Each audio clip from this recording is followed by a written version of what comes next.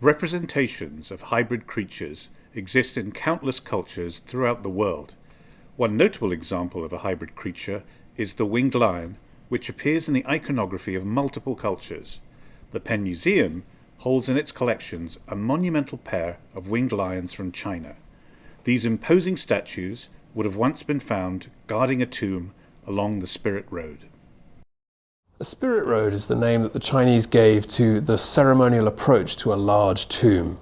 At one end of the tomb would have been the tumulus under which the tomb occupant would have been buried. Spirit roads begin to be used from the Eastern Han Dynasty onwards. For earlier Chinese tombs, all of the investment in sculpture and other works of art would have been placed underground, and after the funeral itself had been completed, wouldn't have been visible. The most famous example of this are the so-called terracotta warriors of the Qin Emperor's tomb. These were not known about until their rediscovery in the 1970s, they having spent the 2,000 years prior to that buried underground. From the Eastern Han, however, we begin to see an innovation, a departure from this tradition. We begin to see large sculpture that was intended to be viewable at the tomb site above ground after the funeral had been completed. The Spirit Road monuments would of course been visible at the time of the funeral, and a procession might have moved along the Spirit Road towards the actual burial. They would also have been visible during subsequent return visits to the site intended to commemorate the deceased. The winged lions are the earliest and the largest stone monuments in the China Gallery at the Penn Museum. They also stand right at the beginning of China's tradition of stone sculpture. Prior to the Eastern Han Dynasty, there were very few examples of large-scale use of stone for monuments of this kind. The winged lions are a pair. They would have faced one another symmetrically across the Spirit Road. However, they're not identical. Their posture is slightly different. The arrangement of their heads is also slightly different. And one is male and the other is female. If you walk around to the back end of the animal and look underneath, you'll see that the sculptor has left us in no doubt as to which one is the male and which one is the female. But there are other differences as well. The male, which is the one that you can see behind me, has chest ribs that run vertically.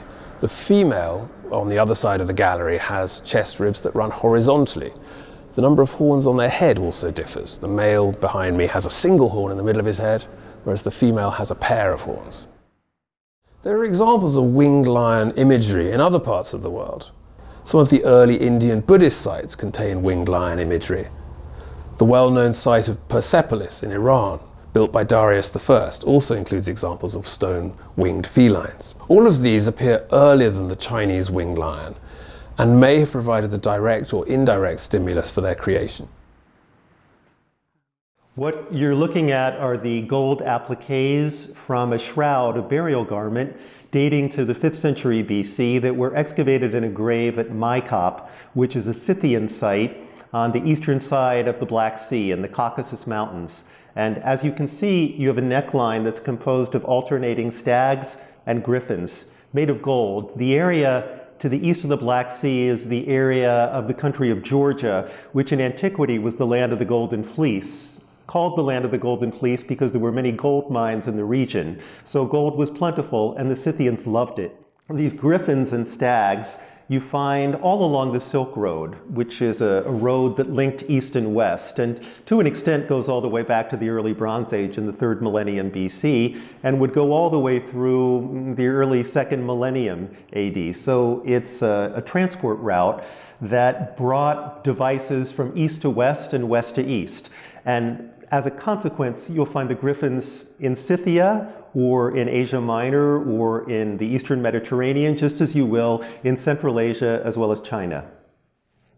Most people in antiquity would have had some sort of device to protect them from evil, but what's distinctive about the griffins from Maikop and the Quilin statues from China are the materials out of which they're made. Gold was an incredibly valuable material. They had it easily available in the mines of former Soviet Georgia, but still it cost something to have these things made. So it was an indication of the wealth that existed in the Scythian kingdom and the wealth of the owner of this shroud. And one could say the same sort of thing for the Quilin statues in China. It wasn't easy to carve monumental stone sculpture, and so that person too who ordered them would have been a wealthy individual.